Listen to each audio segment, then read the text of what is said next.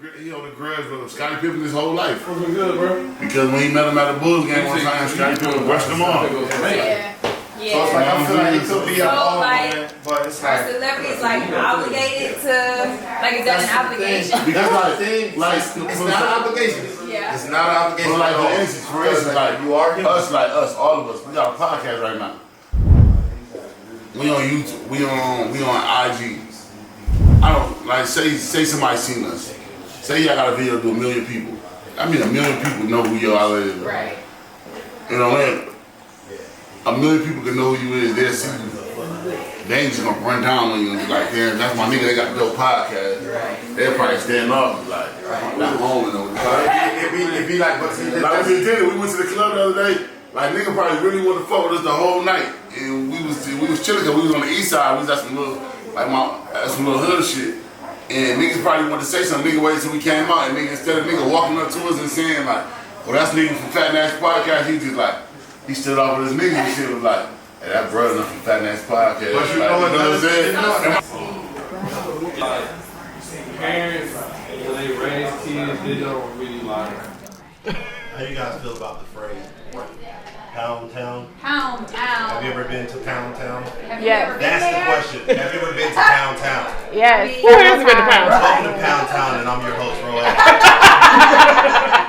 You know what I'm saying? You can start using him. Yes. Because they did his name Quentin Friendly. He just worked with me, but Okay. he do a lot of stuff around Atlanta, been here a while. Okay. My face look okay? Huh? I don't look like I'm sweating or anything. Oh no. Why don't say? Yeah, you already know, man. This Fat Nasty Podcast, man. I'm one half of the Belly Gang boys. Let me put my belly on your butt, you heard? Man, we in full effect, man. We in the Unspoken Podcast. That's man. right. So you go tap in, man. Subscribe, man. Repost. Tell a friend, tell a friend. Everything. You already know. Hey, Nigel. Did too hard, bruh.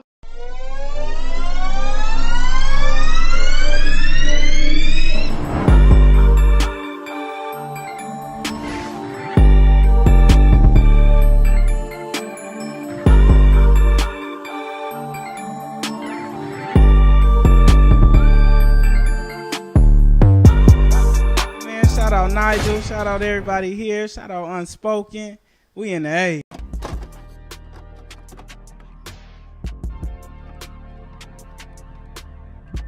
Are we talking to y'all or we having a conversation? Y'all having a conversation.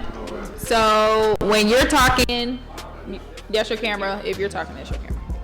So yeah, just talk to each other. Yeah, y'all. And then if you got like something that you want to say, like, you know, this is my camera, so this is always your camera.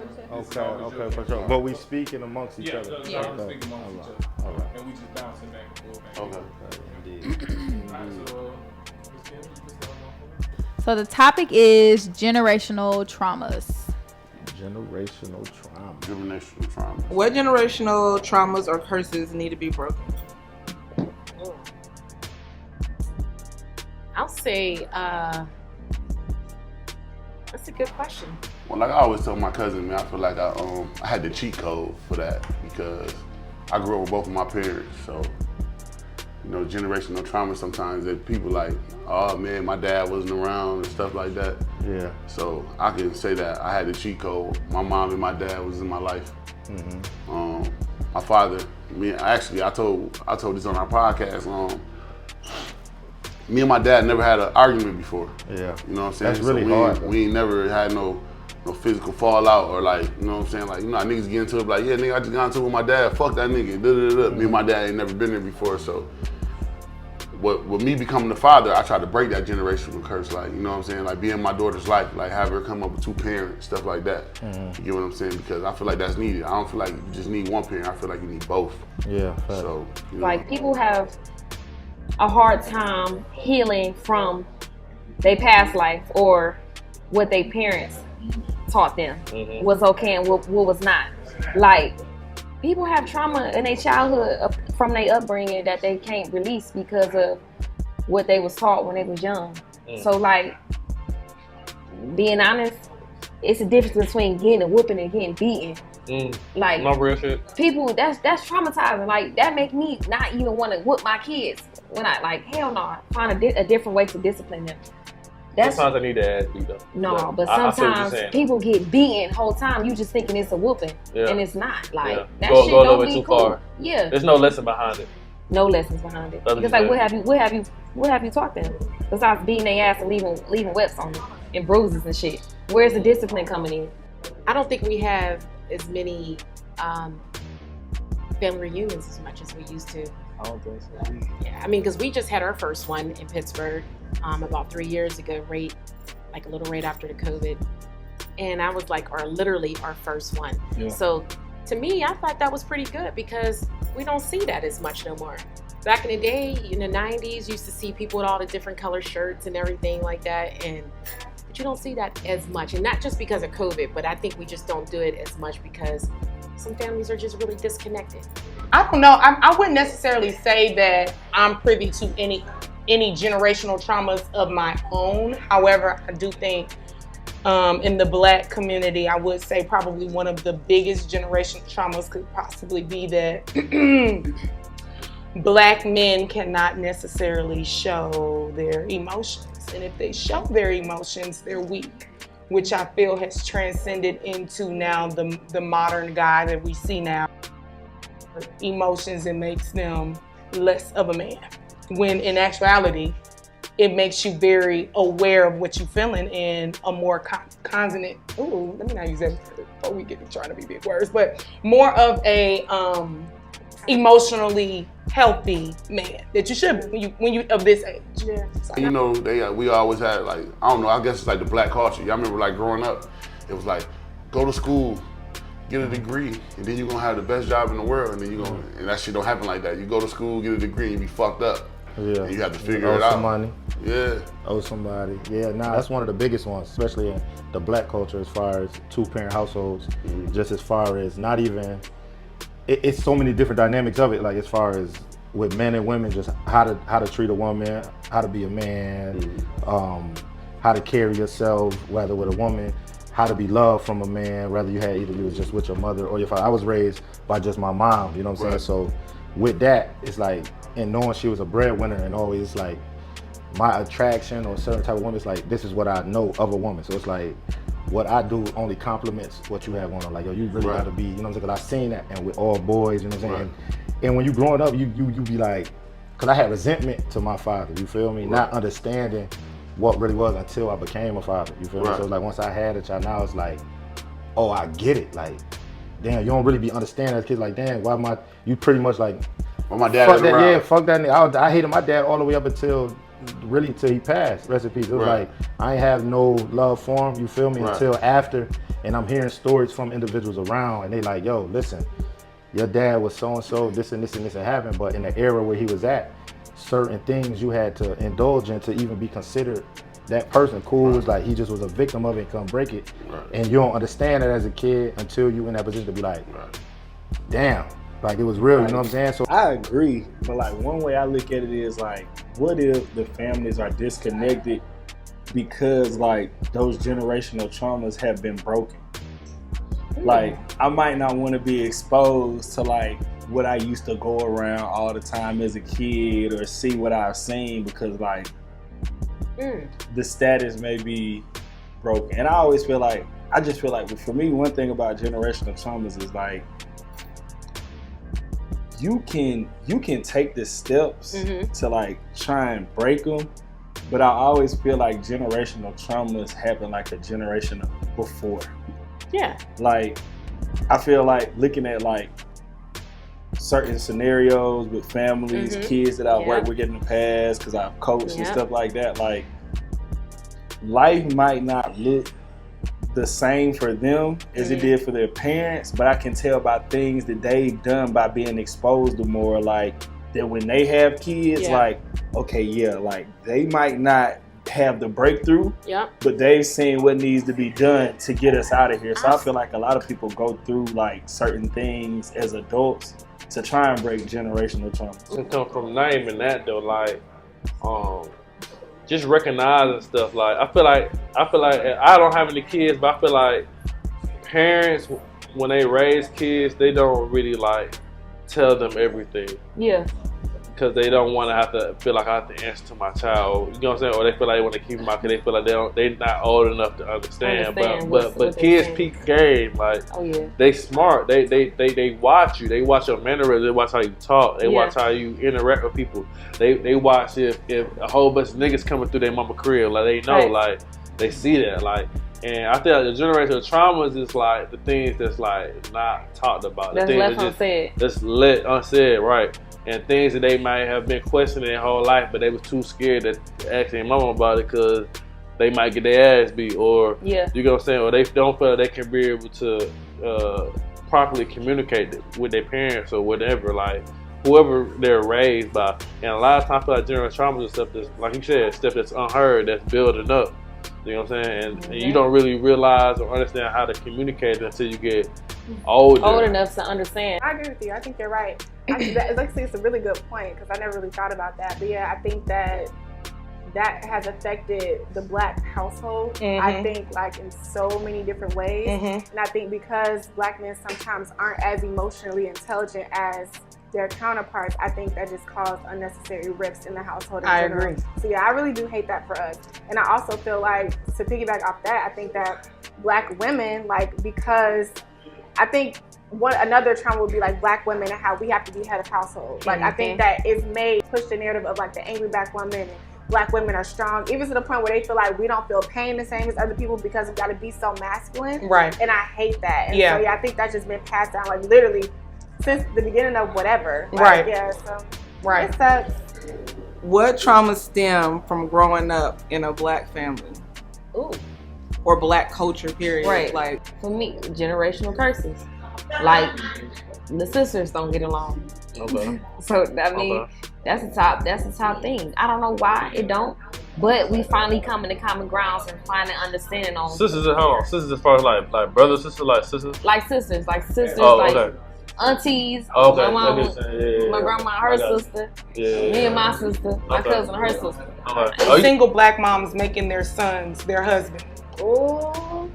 Or in the role as being a husband. And that's universal. I can't even just say with Black women, because I've seen it. Actually, I've seen it on TLC. My bad. I ain't seen it in real life. But yeah, that's actually crazy. And I think that a lot of times that kind of goes into relationships, which can create a rift in the relationship. Tell me how. So I would say, like, for instance, Black moms or moms, but we'll say Black. Yeah. Okay. Black moms that make their sons their husbands per se tend to be very sheltering in their son's life and who they're dating. They become very territorial. They too much in your business. Everything that you talk to your mom about, there's no boundary. Yeah. You know what I mean? Like, you don't learn that some things aren't really necessarily made for your mom to know about your relationship with your old lady. And then a lot of times, what you may talk to your mom in confidence with, she may come in and bring that energy to your significant other. So I think, like, it can, you're so busy trying to please your mom and your wife at the same, mom and your girl at the same time, it can cause, that little topic about who's sitting in the front seat, your mama or your wife type shit. It's emotional incest. Yeah. Is what it is. Ooh, that's deep. That's a word, ain't it? That's a little loaded. Emotional incest. It is emotional incest. It's like, girl, you got daddy issues, you don't know how to pick the right man, so you feel like you want to create the right man based on what you think he should be like, and it's like you're limiting his experience because it's almost like living vicariously through your son. And it's weird. Yeah, we gotta stop that. Oh, you speaking personally? Yeah. Okay, I got you. So it'd be like, damn, they just can't get along. That's a generational curse right there. But we finally found common grounds. Communication. Communication is everything. If you can communicate something, you can express yourself in your term, your matter, and how you feel. I feel like that's the key to everything. Once you find a way to communicate of how you feel and express yourself, you gotta be like communication. Communication is definitely key. Right. You know what I'm saying? Being able to talk to your person or your significant other, or if it's not them, there's no wrong with therapy or just having somebody to talk to, period, or whatever your wife is. Just go get that shit up off. I always thought like it was always told that, Black men can't show their, can't express like their emotional side of feelings, that because I feel like a lot of men don't like therapy. You know, and that That's a deep one. that's a deep one. I don't know if you want to go there, but you know what I mean. But That's another thing with the generation. Like black people feel like they can't talk, you know, like have a therapist or something. They feel like, oh nah, I ain't ready. They feel like you crazy. Yeah. Well, everybody's crazy though. Yeah. Like yo, you're all a little crazy. Like yo, it's okay. Right. Like accepting and accountability of knowing like it's not like, oh, I'm just I'm insane, but certain it's triggers. Like this can drive me to this space. So it's like, yo, understand my space, understand what does that, and be able to talk to be like, okay, yeah, that do make me a little crazy. Crazy is cool sometimes because you need to see that. So if you don't see that you got something like, yo, that edge, and then you 10 years down the line and something break on you, like, this crazy. This nigga crazy deranged. This like that his whole crazy, deranged. That's crazy. Wicked. For real. That's a deep one, but I will say that is one of them. But that follows all the way up into the relationship. How you treat a woman, what you've been through, how you treat your mom. I'm sure we've all heard like the way you treat your mom is how you treat your woman. I mean, I believe that's true to a degree, depending on how you were raised. Some people was raised by auntie, grandma, but I really do believe that how you were raised, it goes back to what we were saying earlier, it shows up in your relationships. It really does. And I mean, and not just men, but women. Yeah. And I'll start with me. It showed up with me a little bit, being a single, growing up with a single mom. I think I was a little strong in my marriage, you know, so there's little things you look back on, and now that I'm a little bit more mature, I can look back and say, oh, I got this. Yeah, them generational curses is real, and it's like, and there's a lot of them. It's so many, and they go on for so long because people are so used to a certain system. What I like to tap on with that, it'd be like when people say, how is it like, yo, with having kids? I like to use with having kids because like, yo, you could have one kid or you have 10 kids. It's no blueprint to raising a kid or a child. Like every experience is different. You know what I'm saying? Life, people though. get caught. I don't mean to cut you off, but life. Like, no, I'm not gonna live my life how you gonna live your life.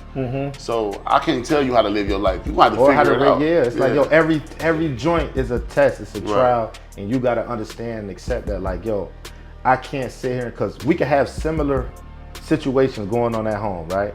But the way you handle or your perspective of how you take that situation may be different. You can listen to how I say, and it worked for me, but that ain't necessarily gonna work for you.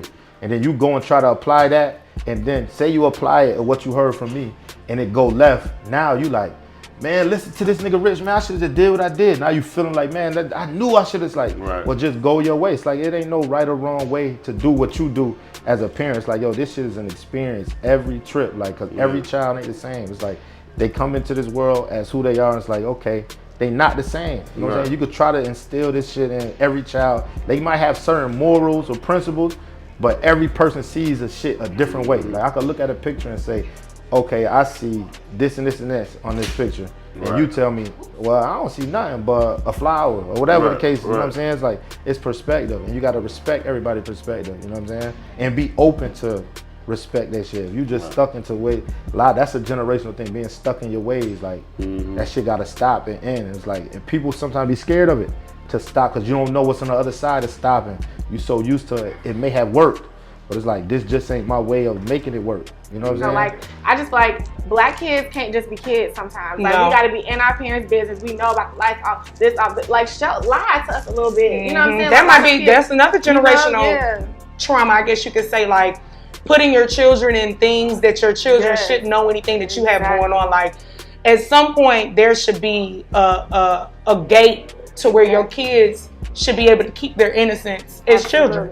Your kids shouldn't be coming through the door wondering if y'all gonna be able to eat, or you know, are the lights gonna be cut off, or is the light bill in your baby name?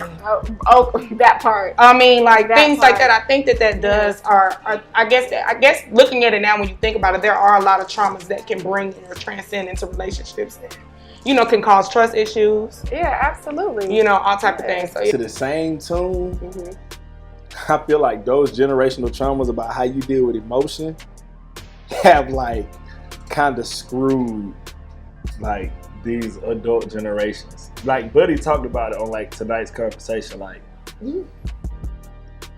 based on how we're raised as men, and not to show y'all emotions, some of the things we go through, like it'd be a lot. And like a lot of women look at you as a provider or Yeah. things like that. And even the ones that Yeah. don't, they got their own stuff. Like I think he hit the nail on the head. Like when that man finally does open up to you mentally and emotionally, I done seen a lot of women have that.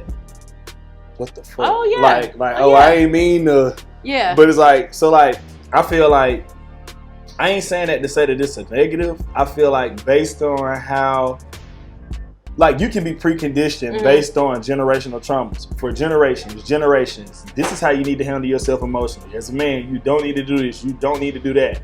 And then as a woman, you might be wondering like, hey, why doesn't he do this? Or why don't I like that? You know what I'm saying? But then, now, everybody's more emotionally intelligent due to what they teach in school, social media, the things you learn. And it's like, okay, now we're starting to open up to each other. Cool. That may be the right thing in what you thought you wanted, but now everybody's inexperienced at what's going on, and it's just leading to a lot of clutter. Especially in Stop sending your kids to the grocery store to make them grocery shop for the whole family. Don't be let them. Or let your kids be kids. Let your kids be kids. They Like, can be be doing big brother, too big much. sister, but they ain't Yes. gotta raise the kids Exactly. too. That's why they be acting like that, and then you want to be upset about how they acting in their mouth and stuff they be talking about. Like you've exposed them too much And too grown too fast. I personally have been overexposed. I have a lot of generational trauma. We'll talk here all day about what I had to be exposed to, and I grew up way too fast. Way too fast. Yeah. I was like, I remember being like 6 years old, I think my earliest memory, and I felt like an adult. Like I dead felt like I had such an understanding of what was going on with my mom, drugs, it was abuse, there was so much that I was exposed to.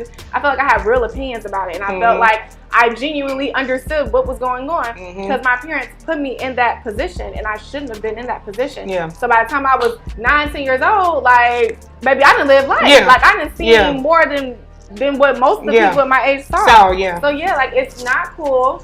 Like, and it's a lot. Like, and I think we grow up to have like these issues. Like I grew up having like issues like emotionally and like like I was sad and depressed and stuff, and I'm like, why? It's because I'm holding on to all this emotional dumping from my mom and trauma from my childhood with nowhere to go or nowhere to lash it out. I mean, to put it out at. And I didn't even know how to. Right? Like so it's like if you are gonna do that with your kids, have them in therapy immediately as early as you can. I agree. I agree. As a kid, you don't get it. But like how black boys are taught to like go after all these women. For sure. Really? Like, what? Okay. Hell Okay. yeah, like everybody wanna hit that nephew that's you. You wanna introduce your girl to your like you taught to be about like the women and like I just feel like from stuff I've seen and even stuff he talked about in the song that resonated, like you're not really taught from the beginning the value of a woman. You'll experience it and it'll happen, but like from the jump, middle school, when they feel like you old enough to start dating, like go get them, cuz. Oh my goodness. Like you won't go into the dating pool as a young black male like, hey, let me, you know what I'm saying, get to know this girl. Let me, shit, it'd be a 3-pack of bag outside. You feel like women really keep it 100 with other women when it comes to like relationships? No. Why you feel? Elaborate. It depends on the woman. It depends on the conversation. It depends on the topic. It depends. Like, keep it 100 how? Like, period. Like even friendships. What were wrong in their relationship with their husband, or how they even like do you feel like your mom like failed you as far as like teaching you how to treat a man or how to like operate with men? No, I don't think my mama.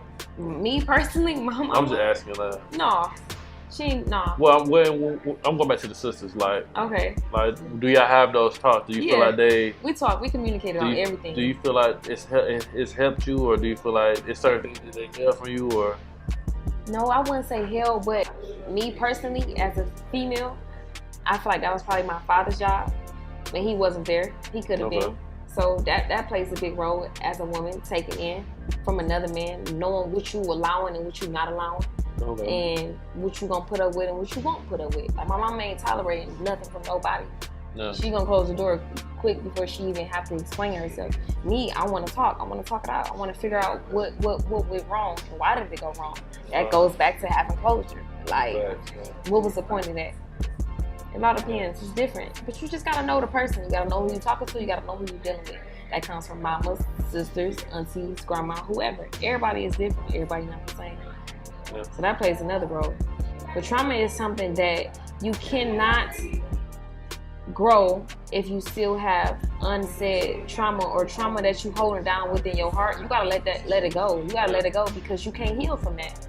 People got trauma that they can't heal from, and they can't figure out why they can't go to the next step in life because you hurting deep down inside, or you can't properly function because you're hurting. That's why the healing stage, it don't just happen overnight. People don't realize that it ain't even gotta be a relationship wise. People got family trauma. Yeah. Like, I'm traumatized because of something that happened in my childhood that I cannot let go. Why? Because you haven't faced it. You haven't came to your common grounds, realized what it was, eyed it, dealt with it, and moved forward from it. So that'd be hard for a lot of people, no matter what it is. A lot of people got unsaid things that they don't talk about. You gotta think about that. Then they get deep in the root of like, damn, so why you like this? Or this, like, you really is hurting inside, and then you ain't got nobody to talk to about it. So that, it get deep.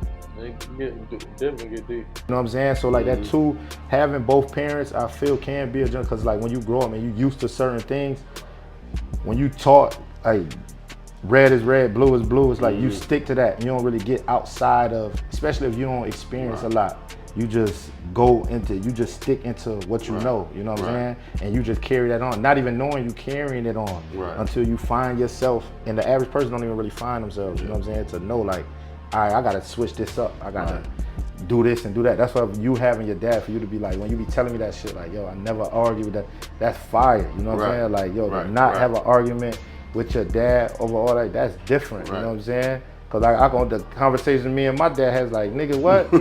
He asking shit like, yo, y'all ain't coming to, y'all ain't get me nothing. I'm like, nigga, you missed, I don't know how many birthdays, my nigga, like you dead ass. Like, what you talking about, bro? No, I agree. And I feel like now in our generation, I feel like we're a little bit more connected because one, social media. So you can reach out to people a little bit more. You may not pick up the phone as much, but now you got social media, you got Facebook, Instagram. I mean, sometimes you can not talk to your own best friend for 3 months, but you'll talk to your own Instagram and not maybe pick up the phone and or know something. Everything yeah, is going everything, on. right. But I also think the counter to that as well, it makes it easier to contact people, but also like it exposes you to more. It does. You got people giving seminars on how to get bread. Oh yeah. How to, you know, you can learn pretty much anything, like and trades. Everything. But I feel like too, how we are breaking a lot of stuff is that I feel like social media has a big part, believe it or not, to help break some of this stuff. Yeah. You got a lot of people that's on there that's mostly, you'll see people with a lot of inspiration of working out, trying to get money, trying to, as they say, get the bag or whatever like that. Some of our generation wasn't exposed to that inspiration. So now we got people with podcasts, webinars, all type of different genres of life. So if you ask me, social media is a big, complete good platform for us to help break some of that stuff. Because other people, somebody can look at you, Jeter, and say, hey, you know, I like how he's working out now, or how, you know, inspiring the next person. So to me, that's breaking up all the other stuff that our parents didn't get to do. And they weren't privy to any of that stuff. Exactly. So. Right. Or simply me, like being the youngest in the household, they would probably like try to keep secrets and shit from me until I realized like I'm watching everything that's going on, taking in, knowing what's right, knowing what's not right, and learning from that experience. So people got a lot of trauma that they can't overcome or talk about because they're afraid. They're afraid to use their voice, or that they was raised a certain way, a way that their parents taught them that wasn't right. That's why we're growing up to learn things and unlearn things that wasn't right. And another like generational curse we all need to break.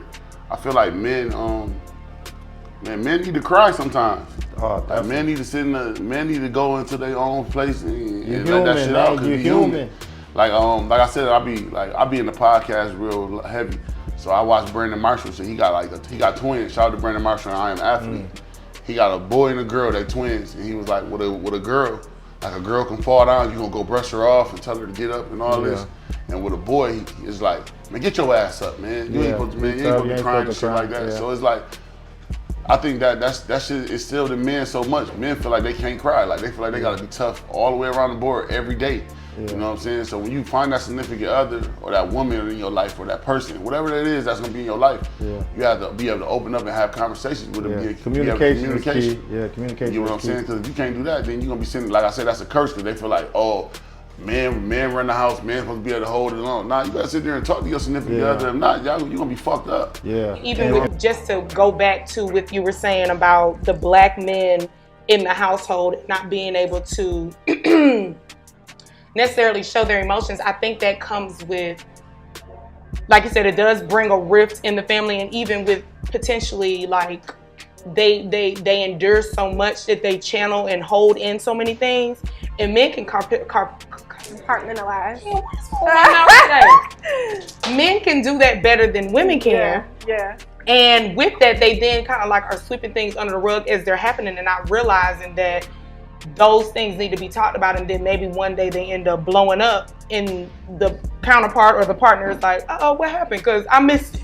No, you know, I'm asking you certain things, asking if you're okay, and I feel like men are so trained to be like, I'm okay, it's gonna get done, it's all good, when in actuality a lot of times it may not be all good and it may not be okay within them, but they just are trained to like keep going. Information being more widespread is really helping. Like, it's showing people resources and avenues to just do more that you probably couldn't do when your parents were that age. And then on top of that, like, I think you just got a lot of people that are coming into the age where now that they also have all those resources and they have access to all these information, they're able to see situations where they've been shortchanged as adults. Like, especially once they have that aha moment when they get grown, you be like, okay, so this how life really worked. But then I remember my mama doing this. Nah, I'm not doing shit like that now that I'm grown. Like, you feel like you had some well, do you feel like you had some generational traumas or traumas growing up that you kind of took you a minute to deal with? Yeah, for sure. You want to elaborate, or it's too personal? No, it get like that. Like, I think everybody deal with trauma. Everybody be having stuff going on. It get real when you can't handle it. Like, once you get older and you be able to heal from it and talk about it, then you know that, okay, I can handle it on my set and form and platform. Like I said, beatings and whoopings, and knowing if I'm really getting whooped or if I'm getting beaten, or knowing like, is this the right way to discipline me, or why you can't talk. Like, for me, is this the only way? That was you asking yourself. Yeah. Is it? It's not though. Yeah, it's not. It's not. Right. It was more ways to this, but why wasn't I taught that, or why you couldn't structure this for me to understand it differently? You know what I'm saying? And that's where the generation trauma come from. I think that, I mean, obviously parents, they're kind of doing the best they can, but their way, but their debate. I'm saying that to say the way that their view is on teaching and discipline is probably something that they went through as a child. That's another thing. What I'm saying? And that's like a conversation that you might not have with your parents until you in your 20s and 30s, probably. Yeah. Honestly, I don't really like. That's the hard part. It's kind of. But that's years in though. Why did it take that long to get to that point for you to express yourself on how you feel about a certain situation? When do you feel like that is appropriate? Like, as far as like age to be able to tell your child, this is what I've been through and this is why I. When they get old enough to finally understand, like, what is the proper age? Right before you, what they say, 18, 16. You growing up, high school. Once you hit high school, like, what's the right age? I wish. I would say for a child to be able to actually take it in and understand it, it's gonna. I think it's older than 18 because they kind of got it. I think. I'm gonna say this. I didn't have no necessary trauma from my mom and my dad divorced when I was 5. Okay. I didn't have no personal trauma from them getting divorced. Okay. But understanding like reasons why they got divorced, or understanding like how women retaliate or act, or their views, or why my dad did this and didn't do that. Like, I'm starting to understand that now in my 30s because I'm actually dealing with women. I'm honestly like thinking about marriage now, or trying to find that. So now I understand why he made this decision versus when I was 15. I didn't give a damn about the decision, or I wasn't even thinking about that. Why it was valid? It's just whatever happened, and that's what I'm going off of. You know what I'm saying? But that takes time though. So being comfortable as a parent to express to my child, hey, this is my childhood traumas. I don't really think that my child really understand that until they're like until they get older. Till they get older. And then you gotta think about like even like you said, when is the perfect You wanna know what's so crazy? Because I feel like that just stems from slavery. I'm sorry to bring it up, but I really do think it stems from like slavery, like black men, like, cause you know you wanted to emasculate black men in front of the whole family. And they had to like put on the front like they're good, they're fine, everything's good, and that just kind of like kept being trickled down. Like even when they're like babies, little black boys don't even get to show any emotion, nothing. Like, and it's so crazy. It is like it's actually it makes them so. It's kind of sad. It is kind of sad. And then even with you saying about the black woman having those, I think, like we said, from what the 40s up until maybe like the 80s. The traditional black woman was the woman of the house. She cooked, cleaned, made sure the kids was fed, made sure they went to school, got all of their things together. And then as we are now in the 2000s era, we see that's kind of shifting a little bit. The norm of a mom or the norm of a woman in the household is completely different now. Yeah. And if she's self-sufficient or she's independent, she's looked at as she's too strong, or she can't be, she's too hard, she can't be addressed properly, or you can't really get through to her because you feel like she can do everything on her own and don't need you in that. Isn't that crazy though? Because when other races do it, it's looked it's at no as problem. Empowerment. Yeah. And like, you know, women's rights or whatever. And when black women do it, it's just like that's what you're supposed to do, or like that's what you've been doing. Yeah. Hate it for us. Yeah. Piggybacking off that too, and it's like, yo, it's crazy. We on that with that.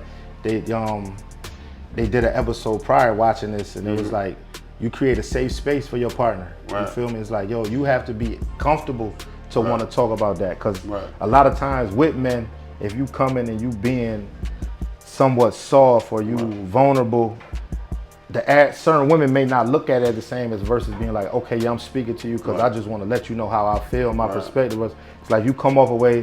Certain women like nowadays like, oh, this nigga soft, or this bitch, this nigga crying, or this. You get better at it. Like I said, and that get weak. So it'd be like you be in a space like, man, I ain't even about to come talk to you about that. But then you walking around with your energy and feeling it, and she sensing it, but then you can't even really talk to her. So it's like that energy itself. And that's crazy because that's what I'm getting better with. Like anything go on now, I'm trying to talk about it. You know what I'm saying? Instead of coming in the house and holding that shit in, trying to carry that load. Sometimes, you know what I'm saying? That shit throw the friction off, you know what I'm saying, with just with life, you know what I'm saying? Because if you can't get that shit off, then it's just building up. And especially coming to your crib, you gotta have, that got to be, when you come that's to your the house, sanctuary. Yeah, it's like, yo, knowing what you deal with every day, the amount of energy and people, like that's real shit. Like especially, you know, I'm big on that energy shit. Like if people could rub off on you, if that coming, you bring that into your home, and you act away, and you can't like let loose and talk to your person and be like, yo, this how my day went, and let that go, bro. That shit could build, and now you find yourself arguing or snapping or being away, and it's for no reason. You know what I'm saying? And that caused problems too. Think about like even like you said, when is the perfect time? You got to think about after high school, they ready for the real world. So you got to be able to prepare them for the life that's to come. But it's like, who taught you if you don't know? That's why I feel like parents, they do the best that they can. At the time, we feel like we don't know why, but it's because like they're learning. Yeah. You know what I'm saying? They're learning too, though. We gotta be. I think when kids understand that their parents didn't have it figured out. Yeah. Then a lot of the things would be more understanding. And then they start to figure it out. And even parents, they start to unlearn things and learn it the right way. And that's okay if your child have to tell you like, look, this ain't right, or handle me with care, with such, in this order or this form. I think a little small stuff that you kind of can learn that aspect of it, like growing up, teenage, high school, college. Cause it's like I know, like, hey, my daughter, she don't like this. She ain't gonna go for that. She ain't gonna like this. So this is how I gotta talk to her. Learning your child. Well, I'll say this too. Every person comes from different walks of life and dating. Mm-hmm. When you know, we were just having this conversation a little bit earlier. As you get older, when you're the age between 38 and up, you're starting to deal with people who have children at this point, some marriage, some divorces. Life been lifing. Yeah. You know, life been lifing to some people, right? But I will say, that's how you start navigating through a lot of those relationships. You You meet different people. You meet them where it is you hurt, meet them where they're at, and stuff like that. And I can honestly say that depending on who you date, some people, you know, they'll express how they feel. They'll express, some keep it in, some will express how they feel. And I do feel like some men are they're actually scared to express it because they feel like that's too vulnerable or I'm showed as weak. And, you know, it's some women, I'm not gonna say all, but a lot of women like a man to show their emotions. You know, we don't want I'll speak for me, I don't want no man to just sweep it under the rug. You know, I mean, I want you to talk to me. You know what I mean? Talk to me. Because that's how we're gonna get, honestly, that's how we're gonna get through it. We gotta talk it out.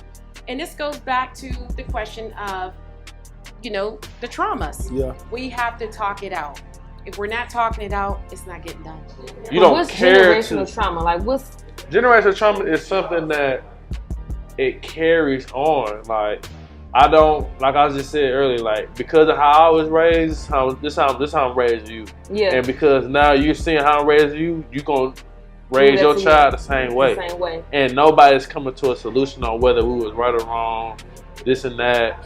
But I also feel like you can't control also where you was from and your whole environment. And then and that comes into take when people like you growing up and you trying to learn how to survive. It's like you have to learn a person, you have to understand them, you have to know who they is grounded. Mm-hmm. And then you figure out how they was raised and who they was surrounded by, who raised them and who taught them. And then you go deeper and deeper to each generation. Mm-hmm. And what's as we said. Somebody got to be the one to be able to stop that though. The generational curse, if it is one. Okay, so do you feel like there's a new set of traumas with this new Atlanta? A new set of traumas? Yeah. New Atlanta. Yeah, I mean, what is that? I'm not here. Yeah, I feel like, well, listen to what I'm telling y'all. I feel like I call it the Grand Theft Auto era, the GTA era. So we just got different. We grow. I mean, it's different. I mean, you got like when I grew up, I had an older uncle I listened to. I had a dad. You know what I'm saying? If I got disrespectful with anybody in that neighborhood, they check me. You get what I'm saying? Now you say something to one of these little boys and they got more money than you, or you know what I'm saying? I feel like issue. Yeah, it's an issue, but I feel like y'all don't want to hear this. But I feel like Chicago changed the world.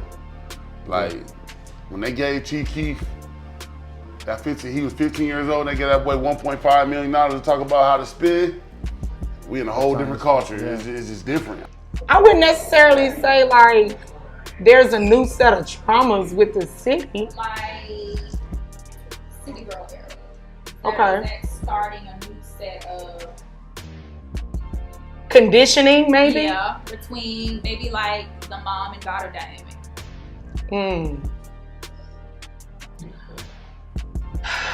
I think the City Girl era thing is just its own era. I think that's just been something that's just been brought back to the forefront. People been doing it. I mean, when you look at it, I mean, that ain't nothing new. It's just now being more publicized and more talked about and more awarded and more condoned. But I wouldn't necessarily feel like that's like a trauma in the household. I mean, Carisha done said she a city girl herself, and she done said that she went one little summer being a city girl. I mean, so I don't necessarily would say that that's really a trauma, but I do think that with so many things that are accessible on social media now, it does warp the young mind a little bit than it needs to, or even the adult mind. I be feeling like, you know, some of these podcasts and some of these topics that these podcasts talk about, I think, and not all of them, just because it's a podcast don't mean that it's right. Just because it's a podcast doesn't mean that it's positive. So I think like a lot of the pods or a lot of the topics that we see and we hear people that have somewhat of the abnormal mindset, and your mindset might be abnormal, but the moment you meet somebody that has the same wavelength as you, you think that y'all, you know, are alike, and that doesn't necessarily make it right, or make it the norm. You know what I mean? You can still be on the outside looking in or be of the minority versus the majority. So I wouldn't necessarily feel like there's a new trauma with the new Atlanta or anything like that. I think it's just with time and with social media growing like it's growing and the more things that are put on there, I mean. If somebody feel like they got some money, like, you got people right now be like, man, I ain't got no OGs. You You know what I'm saying? But like, I had an OG. Yeah. I had a mama, my dad, I had some uncles, and I listened to all of them. You get what I'm saying? And we had morals and values and stuff like that. Like, you couldn't curse your grandmother out growing up. Now, you know what I'm saying? Now, you know what's crazy? As a kid, I used to literally be scared to curse. Like, yo, certain words, like, yo, when you not curse, you can't say that. Or even around my mom or certain elders, we ain't doing that. Like, look at the era we in now. Yeah, it's now cool to go get a like, little boy and have him around. You smoking a blunt with a chain on and with some money. He smacking some. Like, man, that shit wasn't cool. Nigga. We had to sneak and look at pornos. We had to sneak and, like, you know what I'm saying? Like, I had to sneak go get the magazine out my uncle's bedroom and some shit like that. You know, I call it, like I told you, it's the Grand Theft Auto era, like so I would GTA. Say, I kind of think maybe though, maybe it will create new traumas. I don't think I can't like pinpoint what they'll actually be, but I think that the way people are moving, there's not going to be as many marriages. I feel like it's glorified more single families. I think it's like, you know, eliminating gender roles and how women should treat men, how men should treat women. And I'm worried about women business, women being in men business. I'm worried about how my niece is gonna grow up and what that is gonna look like dating wise. Yeah, because like it's crazy out here. And I mean, like, when you think about it, a lot of the older generation be like, I don't know how the hell y'all doing it. Yeah, because we don't even know how we do all it. y'all business. You know, like back then, like I remember having a conversation with my mom. My mom's like, if your daddy did anything, it would have not we didn't have the first instinct to go to social media and talk about it. Like, we're talking about it behind closed doors.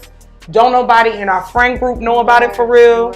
If we're still having issues, maybe I'll go to a friend, but it's still like, it's between them. Yeah, it's not for everybody in your following to know what's going on. I was raised with a single mom.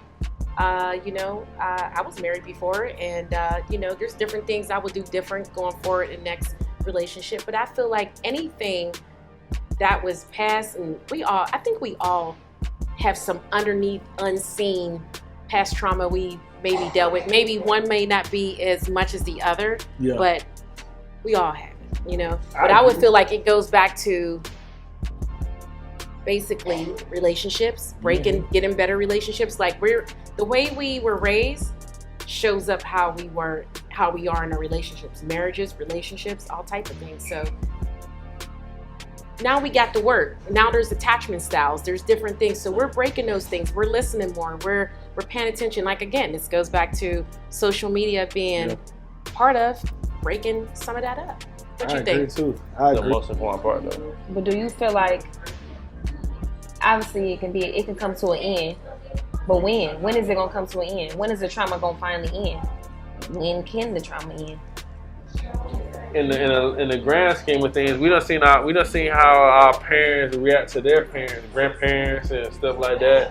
Whether it was how they was from poverty, things that, you know, people in the hood, like they talk to each other differently. Like, it's like their conversations are different. Like, you know what I'm saying? Like, and you grow up hearing that, and then you start having the same conversation when you in school, thinking that it's okay, and it's not. Because like, that's street talk. That's different. Yeah, but you're not really understanding. But that's all you know. See, that's another thing. That's all you know. It's all about what you learning and unlearning it and learning it the right way. Yeah. Yeah, with that, I would say I feel like the influence, and now that's a different with a trauma now. The influence is very much, the internet is a big influence on the world, not even from kids. Yeah, these phones. Like how old, like the average kid now, how old a kid is when they get a phone now? I think an average kid probably like 10. No, yeah, 10. 3 or 4 playing with. Yeah, to play with. Oh yeah, to play with. Yeah, to play with. But as far as the use, I'm damn near getting mad now. My daughter be on YouTube so much. YouTube be having.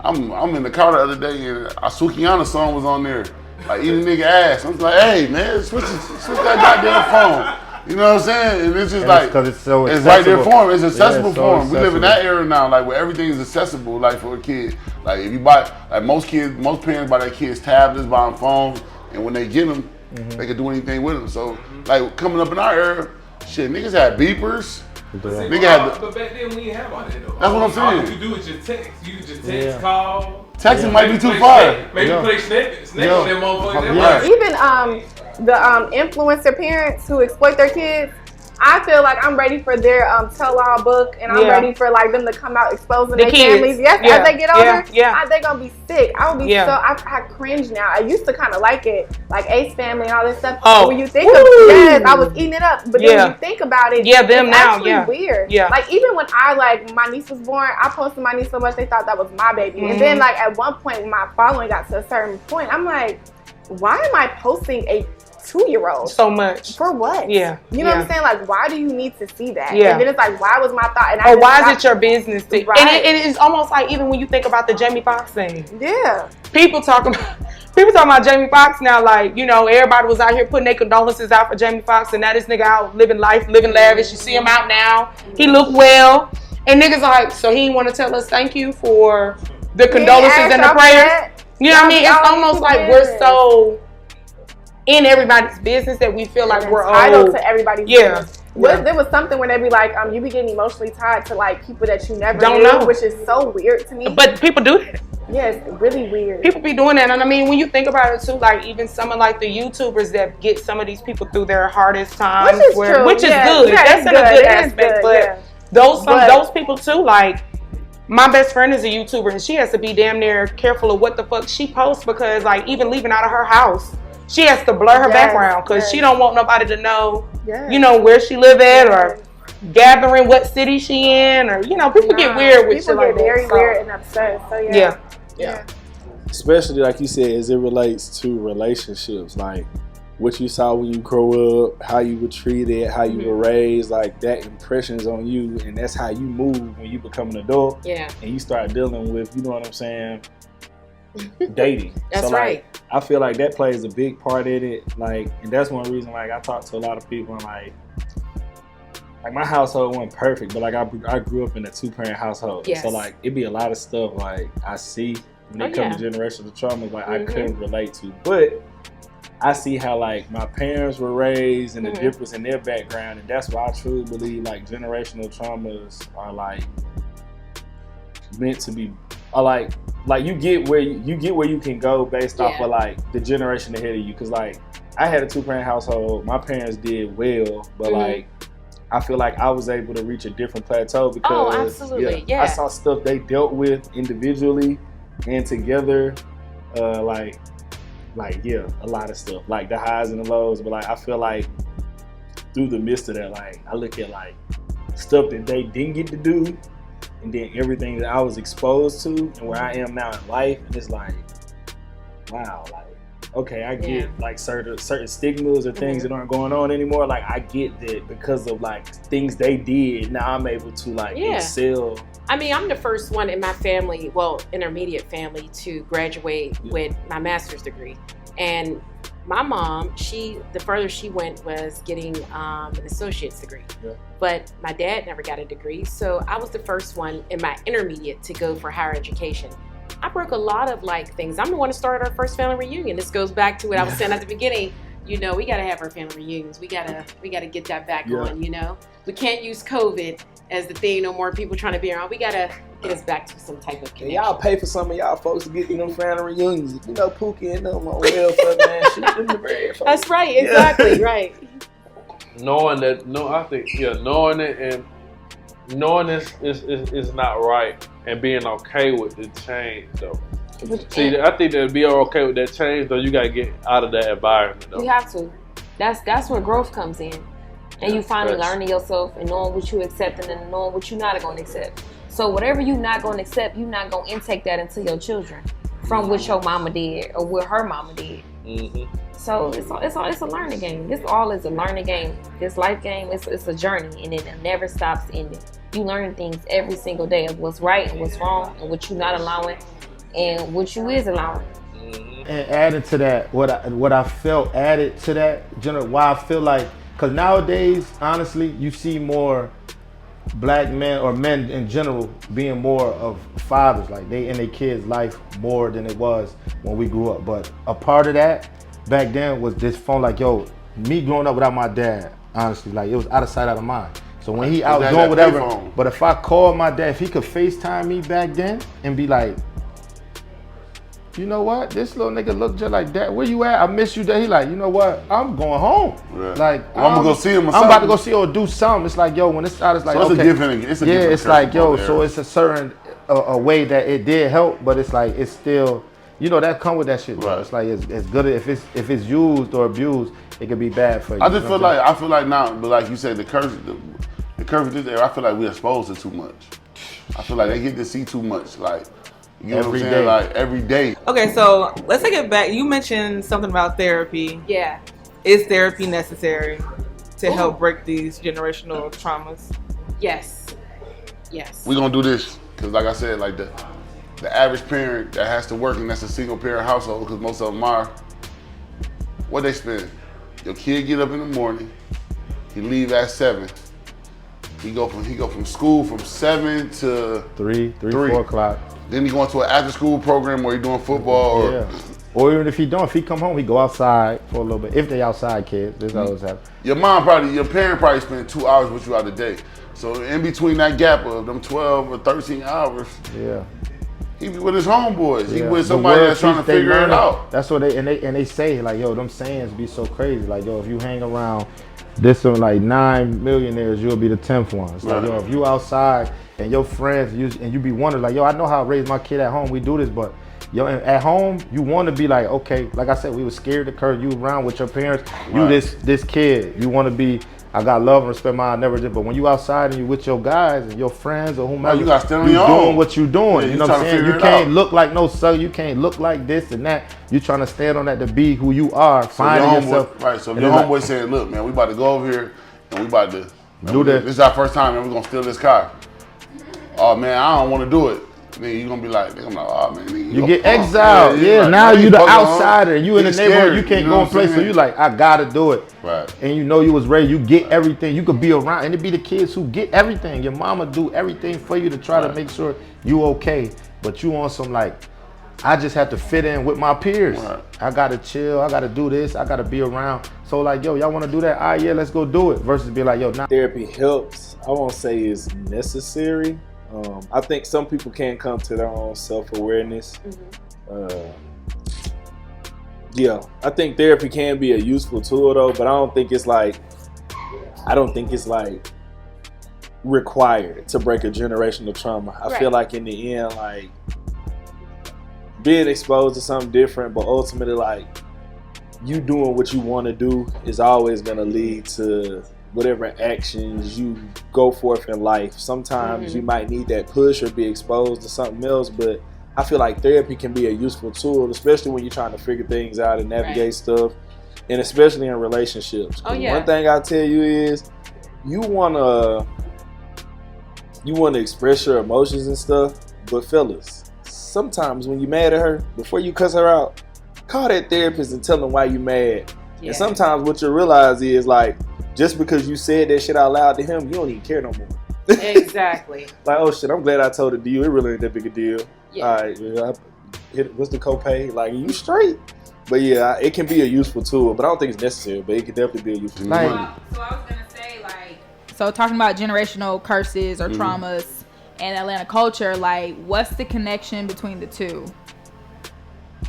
I mean, you kind of already started on it. Yeah, like I would say with the trauma, the influence, like, yo, the connect. Because now with Atlanta, say if you from Atlanta, see, one thing about it, like, yo, we from upstate, Rochester, New York. You feel me? So, and I was raised out here in the South. But one thing about the city of Atlanta, if you outside enough and you go around stardom, you ain't even gotta go outside. Yeah, you go to high school, the grocery store. Like, you see celebrities, it's an everyday thing. Man, right. You know what I'm saying? So as you seeing this, it's accessible. If you seeing this in your everyday life, you know, like, oh, I can have this. Versus if it's the neighborhood drug dealer, if it's a basketball player, if it's a model, it's what you seeing these people every day. You really just gotta pick and choose which lane you want to go. Right. And it's like with it being in your face, you know, like, oh, I could do that. And then don't let it be, oh, these people from your neighborhood, or we got family members. These people really around. They at the barbecues. I just seen, bro. Right. I just was kicking it. Oh, this. Right. Oh, man, y'all got me fucked at the grocery up. store with us. Lil Baby is a perfect example. Yeah, Lil Baby got the grocery store. Because Lil Baby is a nigga who really, like, from his environment and probably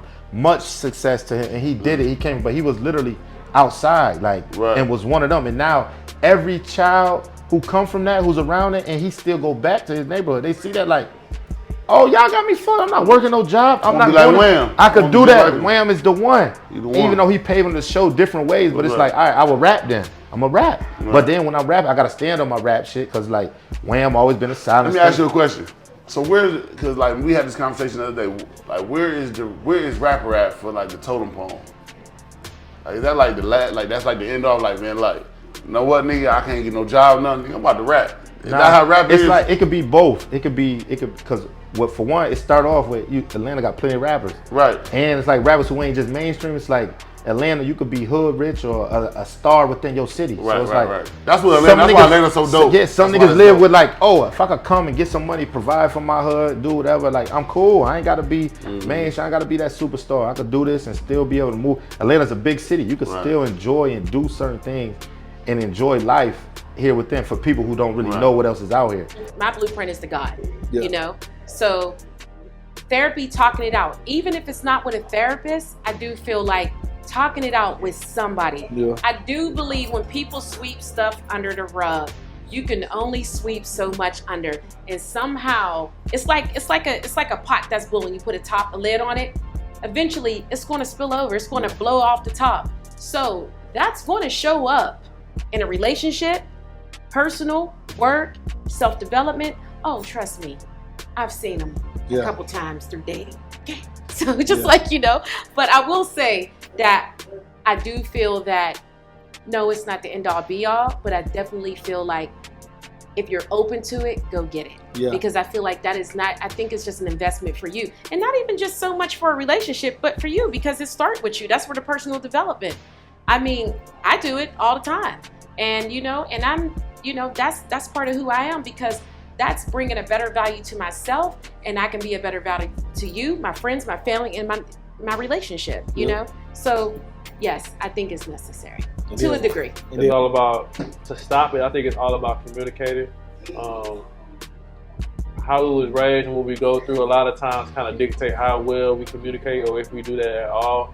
But I think for younger people, I would say don't hold a blind eye when it comes to that. Like, obviously, I feel like you're gonna really understand as you get older, but for the younger people, if you can kind of understand a little bit younger, I think it will service you deeply, honestly, because being able to be mature enough to have whole conversations and understand and ask what's wrong, and it's really up to parents too. Like, it's really more the parents' job more than the child, but somebody got to be able to start it off in some type of way. But communication is key when it comes to generational trauma, when it comes to breaking it.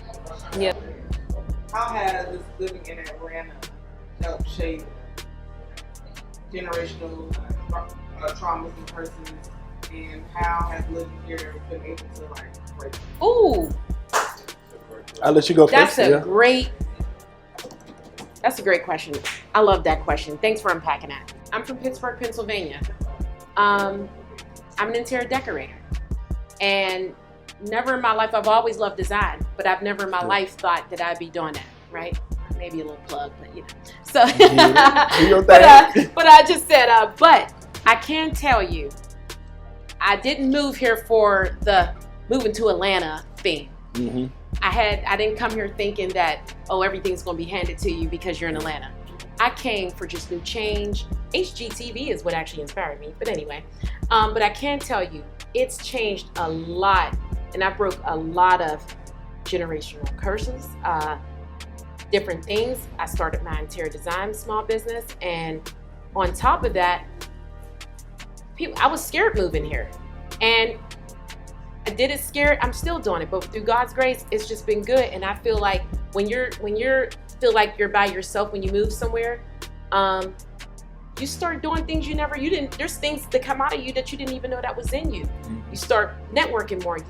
You're navigating life a little different. So to me personally, I broke a lot of things. And I mean, I won't go into every little single thing time-wise, but I will say that for the culture here, the networking, the friendships, like you guys, this is wonderful, Thank you for the opportunity. Okay. So, but I will say, to me, Atlanta is a special place. Mm-hmm. I really do. And I'm not just saying that, but it's really a special place. If you come here with a good mindset and willing to work and do your thing, promise you it can work out. You just can't be expecting things to just get handed to you. But go out there and go work. But it's broke a lot of things for me, and I love it. Yeah. So I think that was a great question. Hopefully I answered that right. You gotta find common grounds within yourself too. That's another thing. Like, that's where it starts. It starts within yourself. In order, if you can even handle having a conversation with somebody on how you feel. Yeah. Because if we having generational trauma, this is something that your parents has did to you, or what their parents had did to them. So if you can get to the root of the situation, on where does this come from, and find common grounds, yeah, they have to be willing to communicate. I must say, communication is definitely key.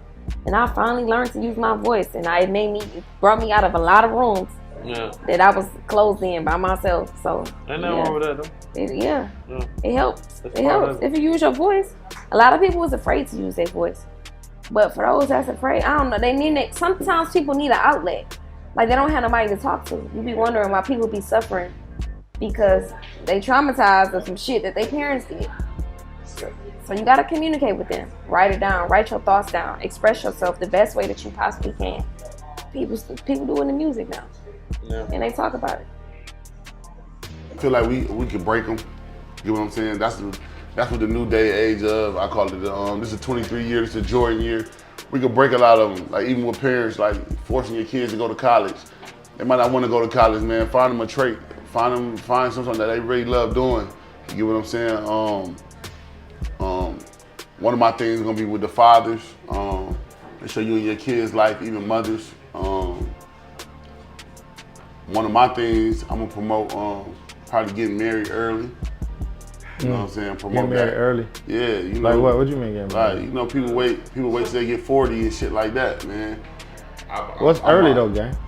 Early, probably like 25. Get married 25? Yeah, cause I ain't gonna lie. Just listen to what I'm saying now. Yeah, I might take it wrong, but I bet if you get a significant other, y'all become a partner and y'all become a team at 25, y'all bet y'all could build some dope ass shit together.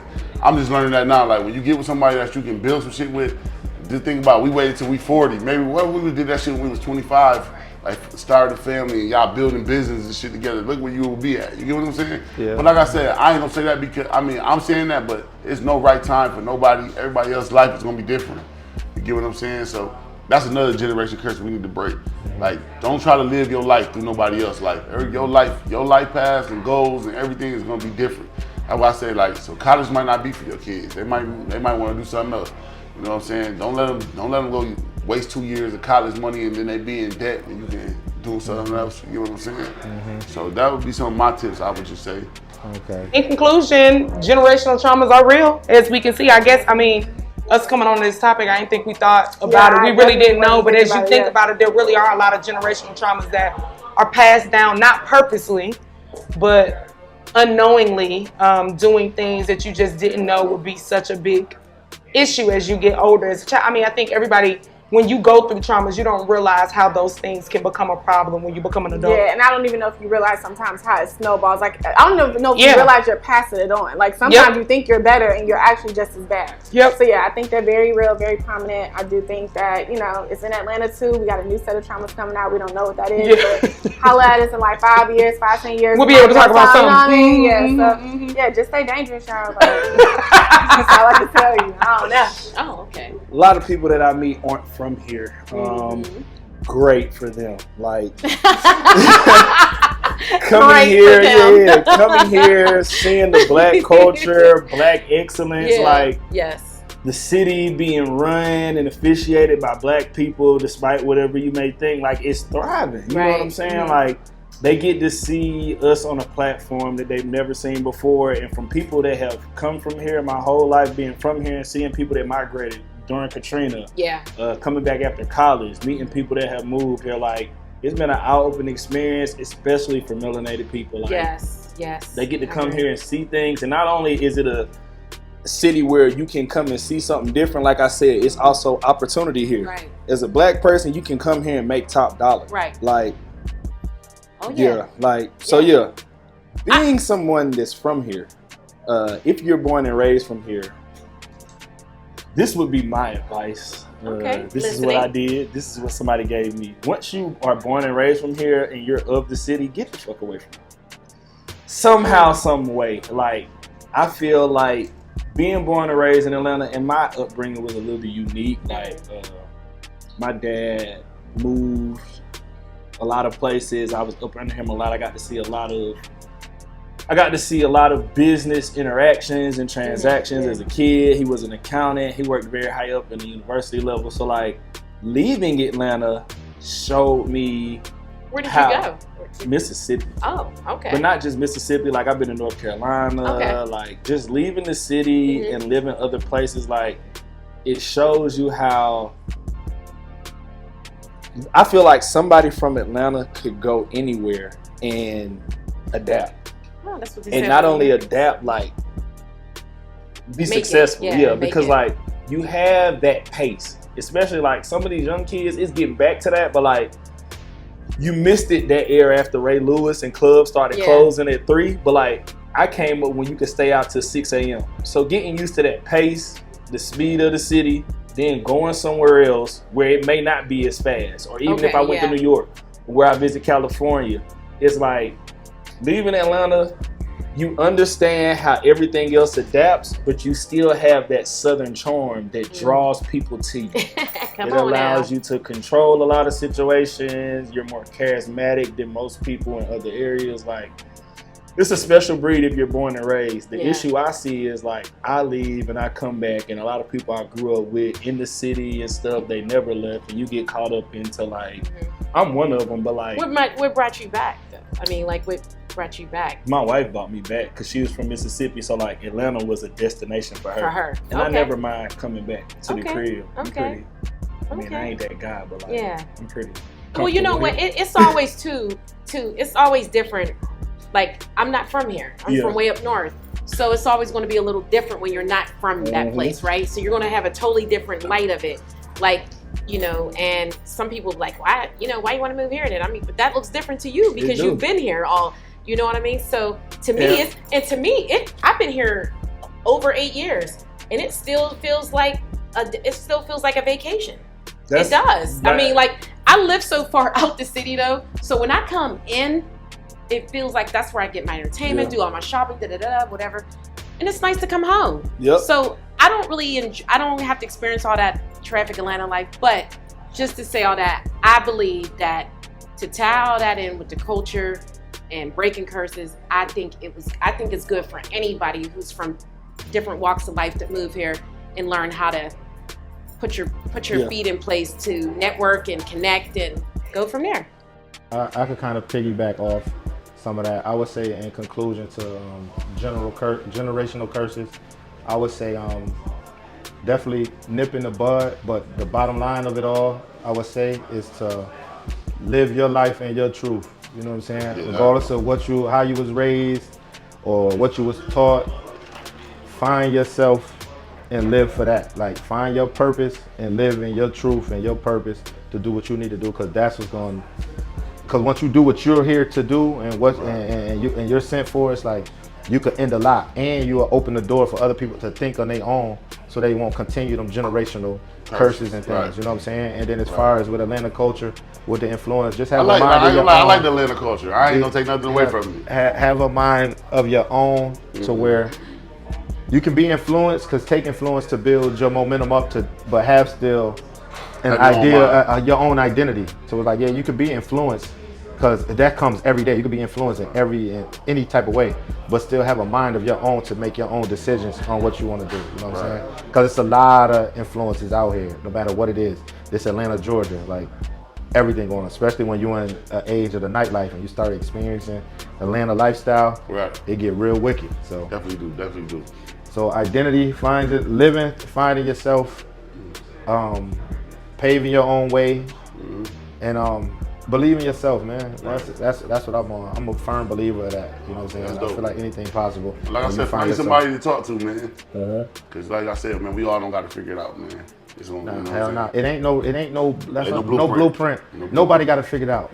Nobody. And just stay consistent. You might have find something that work, but ain't nobody figured it out. Right. All right, bet. Good, y'all. Okay. Thank y'all so much. Thank y'all. Yeah, y'all fire. I'm Trey from the 6. You know, listen, you wanna know the story out there, go listen to my shit. That's really it.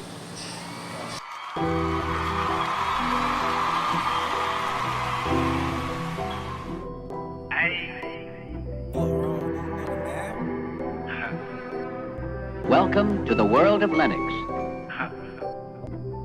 Ayy, the retarded flow. So I been through more shit than a toilet bowl. And these bitches ain't shit, they just come and go. Reminiscing long nights in the same clothes. You ain't never got that call that your man gone. All the stories they telling, can you stand on? Outside late night till it's all gone. I was serving 5G, but I wasn't on the phone. All them niggas around me, they really with me. All them bitches you chasing, they really silly. Please don't track it, that glizzy is never missing. If I'm going, you know that it's coming with me. Have you ever lived that life? Have you ever earned some stripes? Have you almost lost your life? Biggest gamble was rolling dice. That shit ain't even worth it, I know it now. Had to see my life flash just to find that out. Sister hurt and I wish I could help her out. Growing up, biggest goal was to make it out. Carry pistols, just trying to be safer now. Got a daughter, I'm trying to be greater now. I ain't from Memphis, but I chose the paper route. Chase with Drakes, but that nigga couldn't take me out. Don't even know where that pussy ain't pulled it out. That nigga, I'm still living. Yeah, these diamonds still here. Yeah, he was out in that field with me. Yeah, we were pulling some real mission. Yeah, niggas slicker than New Edition. Ayy, that first one ain't hit it, took some repetition. Got this shit took a night, looking pissy. Can't you complain, you gotta go and get it. Being crossed out, I'm tired of being friendly. Swear that there's so many niggas and they see me. Want all the blues like a nigga creepy. Walk down on a nigga straight solo. That what they call your boy Triadolo. Leave a nigga shirt like where's Waldo. Big bro straight off in the Silverado. Took all the 2050s and they honcho. We gon'